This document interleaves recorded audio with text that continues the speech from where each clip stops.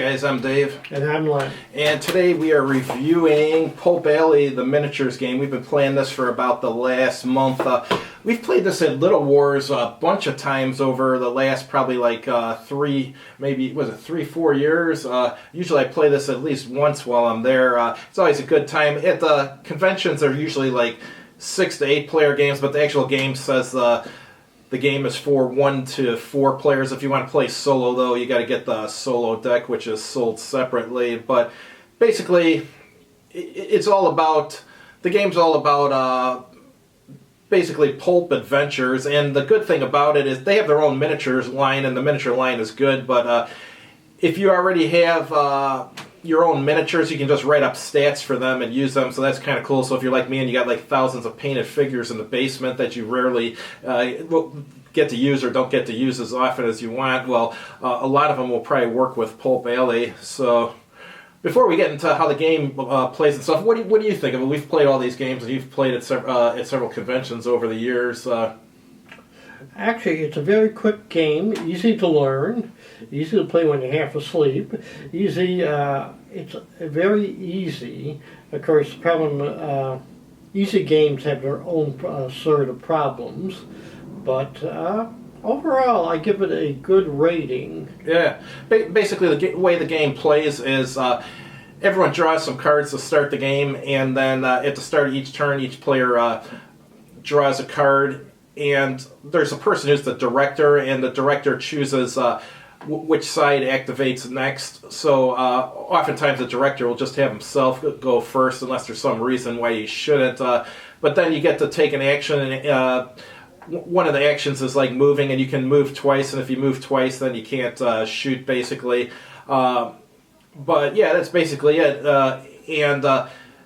You have different stats, and like if you're shooting, you got a shooting stat, you got a brawling stat, and if you encounter certain types of terrain, you have to draw a peril card, and the peril card might say something like you have to get 2 successes on might to pass this peril. So you'll roll your dice, and let's say your might is 2d8, you'll roll 2d8, and if you get 4s or better, those count as a pass. So if you get the 2 that you needed, then you've passed. And there's also what are called major plot points and minor plot points in the game. They're little tokens that you pick up that basically give you victory points. So if you encounter a plot point, the first thing you do is you have to pass a peril. So you draw the card, and then you try to get as many successes as you need to pass the peril, and then after that you'll do another challenge. So you'll draw another card and you have to pass that challenge. Basically it works the same way as passing a peril. You have to pass both in order to get the plot point. Major plot point, if I recall correctly, is worth 3. Regular plot points worth 1. So whoever's got the most plot points generally at the end of the game wins. There's a bunch of like default scenarios for this. We totally recommend you get the expansion for this called China Station. This has like, what is it, about 12 scenarios or something, and it recommends you play them in order, and they're really cool. It's basically, seems kind of like a colonial era Chinese, what would it be, Boxer Rebellion era? Well, this is more 1920s. Think more sand pebbles. More sand pebble, oh, okay. But you get the idea. Yeah, it's a lot of fun. So if your first expansion should probably be this one. There's another expansion for it, Vice Alley. This one's for playing like gangster type stuff, and there's a whole bunch of other expansions. I have them all because on my website I actually sell the miniatures and the books for this game. So if you want to get into it, check out my website. It's messyhouseminiatures.com. I'll put it on the screen. But yeah, I like the game. The game plays best with more than 2 players. Actually, the solo game is really good. I thought the solo game is better than a 2-player game, but when you start playing 3-4 players, it's much better. And then like when they kind of modify the game, where you can do like 5 to 8 players at the conventions, it's even better than that. So it's definitely a game where you want to have more than 2 players.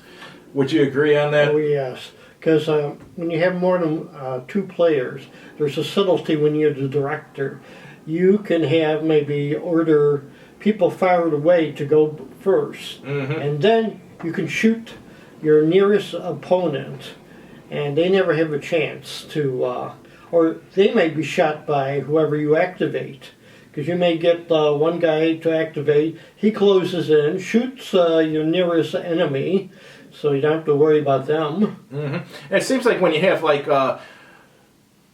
3 or greater players, there's less combat going on. There's kind of like more of a politicking thing going. People get in their head, well, if I don't attack this guy, probably he's not going to attack me, you know, unless you're fighting over a plot point or something. So, yeah, it's definitely a shrewder game with more players. Yes.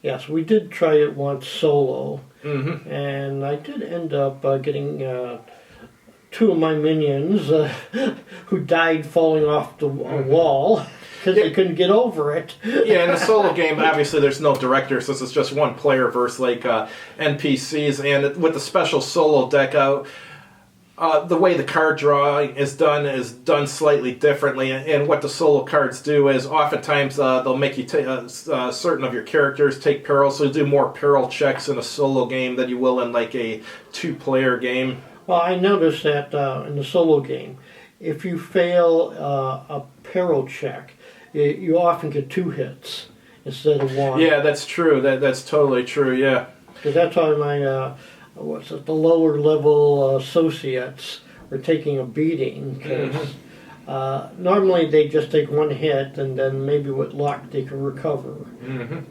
One thing cool about this game, if you're getting shot at, you can either shoot back or you can do a dodge. And let's say the person's shooting at you with 2d6 and you would shoot back with a 2d6. You might be better off just dodging. Like let's say if the character stats your character has to have is like 3d10 or something, a dodge would be better. You know what I mean? So that adds a different aspect to the game. You might not always shoot back. You might just dodge because dodge you're less likely to get hit. And there's also like what do you call them? I guess you'd call them Health checks. Yeah, health checks.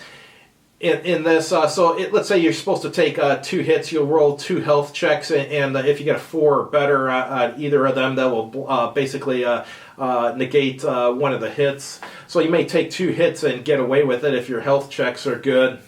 Yeah, I never understood how that negates any hits. But I just presume... Just think of it like a save. I mean, there's like lots of games out there where if you get hit, you take a save. I was thinking more in terms of it bounces off your belt buckle. Yeah. Well, like a t-shirt save in Warhammer 40k. Was it I forget, I don't know if it was the Catechins or what troops there were in the Imperial Guard. The save, they would just call them a t-shirt save because obviously they're just wearing jungle fatigues. So... But yeah, there's all sorts of books for this. What's one of the other ones I sold you? One with vehicles and aircraft. Yeah, well, what's the other one with where the people that island? Lamora. Yeah, that one too. And then there's another one too. I haven't looked through yet where there's like dinosaurs and stuff. So that's kind of cool. So if you got some dinosaurs laying around, well, there you got something for scenarios. And this has also got extra scenario books and stuff. I haven't looked through that one yet. So you get more scenarios and stuff. So yeah, you definitely, when you get into this game, after you get the starter set or however you start by just getting the rule book or whatever, you're definitely going to want to get some of the other books so you get more scenarios, because the scenarios they do have in these books are very good. Okay, actually, one plus I get in the scenarios are very good, because this is a game that can easily get boring after a while because it's so simple. But the scenarios, each one seems to add in a little something. Yeah, we just did one where it had little fantasy creatures in it we were going against and stuff in China Station. Yeah, they're trying to oppose us from doing all sorts of things. And I think the previous scenario we did, it was at night, so we had reduced range. And we did a lot of brawling in that one. Well, the scenario we just did, we had like a rolling fog. Each turn the fog covered more and more of the board. That was kind of cool. And if you're in the fog, you can't see as far. Yeah, I think something about 6 inches. Yeah. There's also bad modifiers for things like brawling and shooting. Yeah, that's right, yeah. Yeah. We haven't tried any of the vehicles. I want a good gangster car chase. I'll read that book, and we'll do something with the vehicles next time. But yeah, do I recommend this? Yeah, I mean, obviously, what's the word? Since I sell these figures, I'm biased. You know what I mean? But even if I didn't sell the figures, I would still recommend the game. Yes. This is for if you don't want a really complex game, Yeah, but you want a challenge. yeah. And there's enough. Each scenario has something different, something added on. And so it's not the same every time you play it. And you get to use those thousands of painted figures you have in the basement. You don't get to use as often as you like. I mean, even if you got like painted Martians or something, you can quick write up some stats for it and maybe even make your own scenario and play a scenario, even though they don't have a Martian scenario yet. Are you sure? Not that I know of, but maybe in the scenario book, which I haven't gone through. But yeah, you can just write up a scenario in like 10 minutes and start playing. But, Yeah. all right, thanks for watching, guys.